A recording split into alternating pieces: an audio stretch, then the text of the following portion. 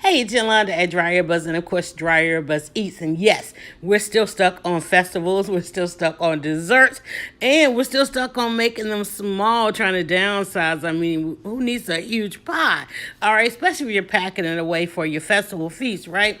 So, let me see if I can narrate this concoction and experiment that we did in the kitchen. I snuck some of the Oreo cookies. Now, you know that is not easy, but I was able to get away with 6 cookies. I crushed those up, and of course, I left the middle part, the mint part. I just crushed them up with the handle of my whisk, and then of course just added in some butter and gave it a few more taps to crush it out. And then of course Petty Betty, you know, being the baker that she is, suggested I just, you know, smash those down with the measuring cup.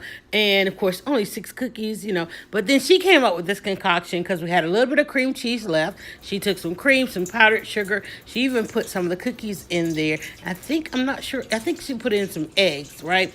And that made a nice little pie, a mixture. Put that in the oven. We always marvel at that oven cam. Doesn't that look good? So it almost has the flavor of an egg custard. Of course, the cream cheese is coming through, but the mint cookies and the mint flavor is insane on this. But definitely giving us a really nice item, a dessert for 2, maybe 3, to take to the festival.